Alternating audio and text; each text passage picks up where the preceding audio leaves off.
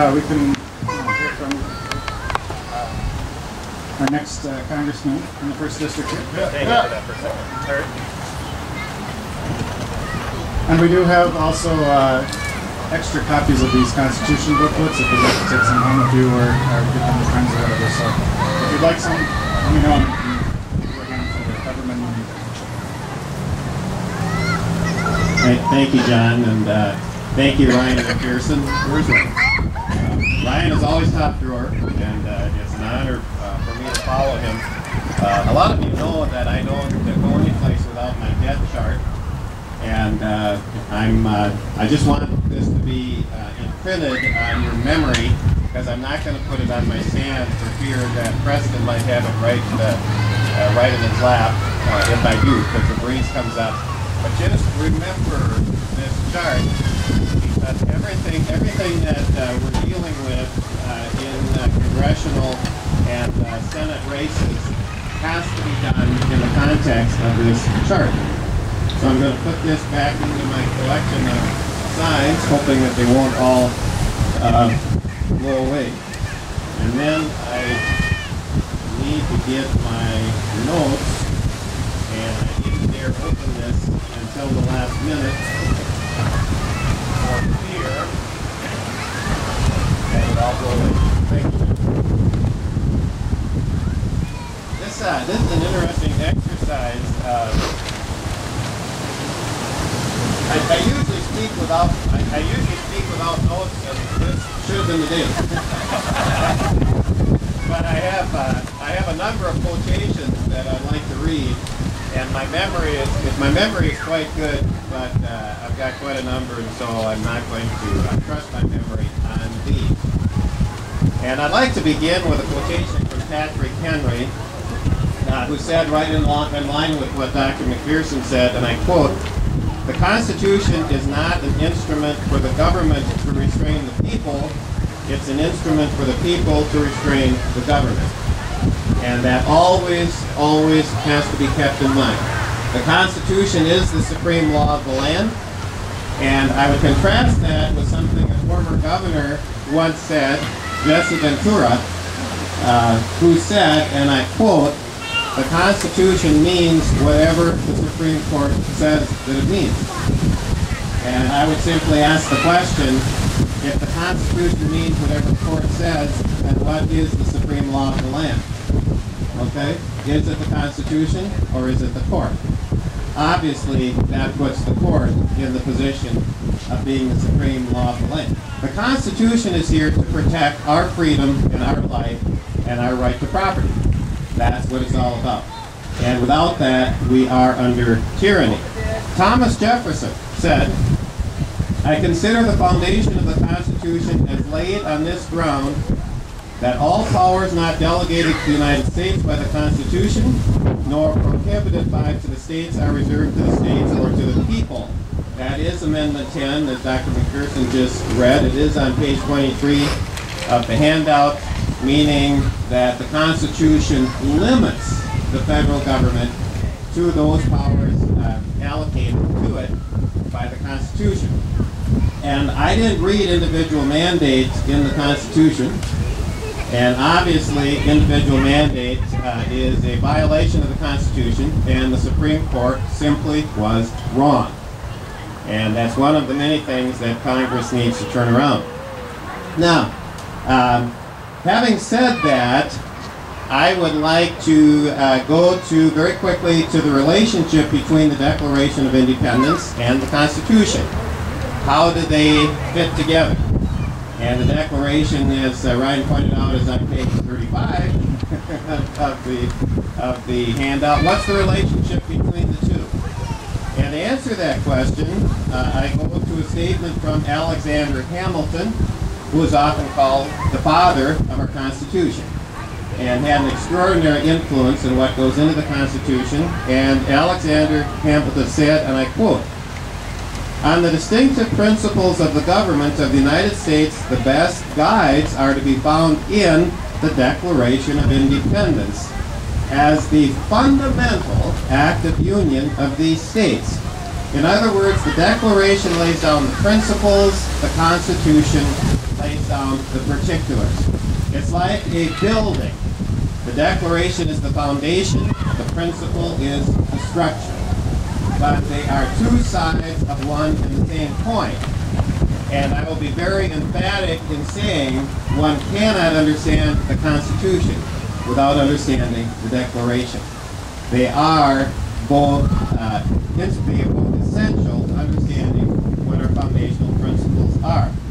And Ryan read for you we read together the first part of the Declaration, and so I'm not going to read that again, but I would remind you that the Declaration begins with a very important principle. And by the way, when I read a book or read an article or whatever, I am very, very interested in the first line. And I'm very, very interested in the second line, because normally what the document is all about should be said in the first line. Well, the first principle, the first line and in the Declaration, and therefore the first line in the Constitution, is that we are based on what the Declaration calls the laws of nature and nature's God. And as Ryan pointed out, that is natural law. And there are many aspects of natural law that I could talk about. You push the right button, I'll give you an hour lecture on natural law, but that's not what I'm going to do today. I'd just like to point out, though, that natural law includes all kinds of real-world, genuine laws, and it includes what are commonly called the laws of economics.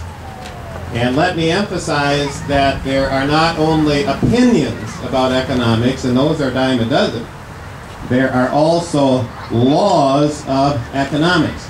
And these laws of economics relate directly to the right of private property, which is one of the three fundamental rights guaranteed to us in the Constitution, right? Here I'm going to ask you one quick question, though. You know me, I always like to ask audiences questions. Let me go to one of the side rights.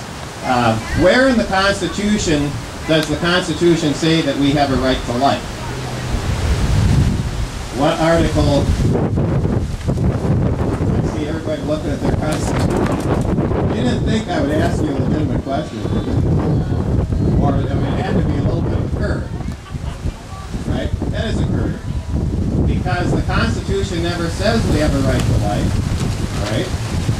The Constitution never says we have a right to private property.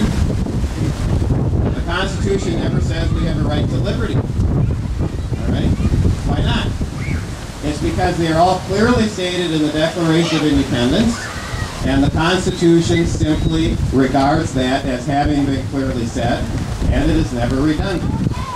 So what the Constitution says is we can't be deprived of our life, liberty, or property without due process of law. Okay, so the Declaration assumes everything said, or the Constitution assumes everything said in the Declaration, and goes on from there. I've got more curveball questions I could ask, but we'll see. So anyway, I'm here to speak on Constitution Day. I'm also here to speak at a time when our nation is facing a financial crisis. And I speak especially of the debt crisis, and it's more than a debt problem. It is a debt crisis as described in the chart that you have already seen. So what I'd like to do is relate the right to private property, which is part of natural law, the laws of economics, which are part of natural law, to the debt crisis that we face today. Boy, that sounded a little heavier than what I had in mind. It's really not that complicated, I assure you. 1776 was a great year. It was the year that the Continental Congress signed the Declaration of Independence. It was also the year that a very influential book was written. Who wants to take me up on that one? Kent is thinking, I can see that. Yes, Marty. Wealth of Nations by Adam Smith. You get a gold star, Marty. Very, very good. Same year, published about 4 months before the Continental Congress signed the Declaration of Independence.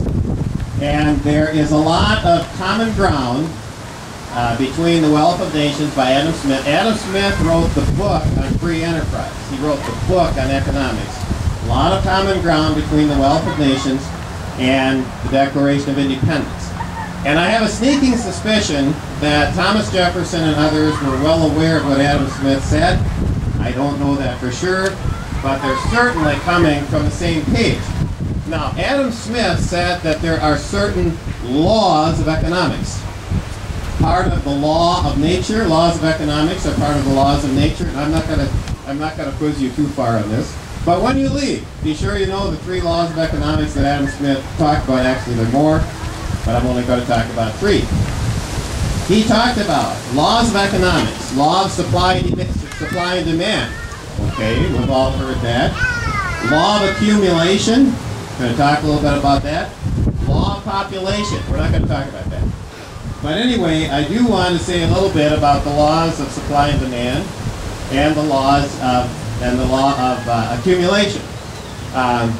Bringing this up to the modern times, we have another very well-known economist by the name of Milton Friedman, who stated not only a law, he stated the obvious when he said there is no free lunch, except when you come to a Republican picnic.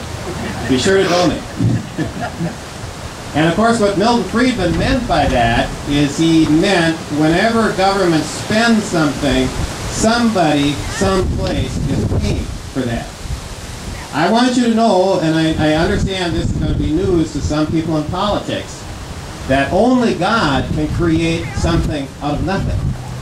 I assure you, government can't do that. All right? Government cannot create something out of nothing. Anything that government spends, it has to be taken from somebody else.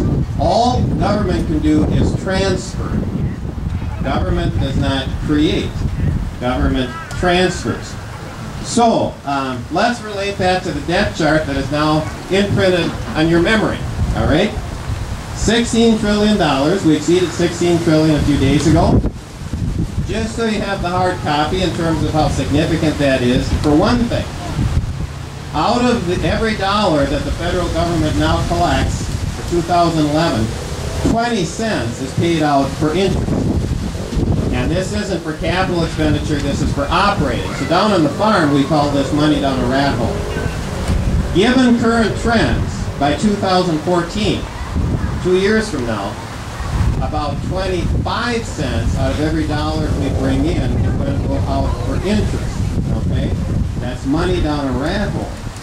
Obviously, this limits severely what we can spend on highways and bridges and national defense and everything else that we want to do. When 1/4 of the dollar that we bring in is going for interest. And I'm only going out with this 2 years from now. We can go out farther, and unless we change direction, obviously it doesn't look any better. So, who is paying for this? Going back to the debt chart. Who is paying? There is no free lunch. Who is paying? We are. Oh, you're much too nice. Some will say, oh, by the way, the Chinese are paying because they buy a fair amount of our debt. All they're doing is making money on us, right? Who's paying? Yeah, we are. But beyond that, really, our kids are going to be given this debt, right? So, given the right to private property, which is fundamental to the United States of America, is it okay to be diminishing the property of our kids by having us spend their money and also giving them a pile of interest so that they're going to have to pay a lot more for the lunches that our country is now eating than should be the case? Anybody here think that's okay? No, it's immoral. It's immoral. Sure, I mean this is fundamentally wrong to be spending our kids' money. So that's part of what we are doing. Now, having said that, let me comment on how the debt is damaging our job creation ability and why the debt is related to the fact that our recovery, if you can call it that, is terribly anemic. Right?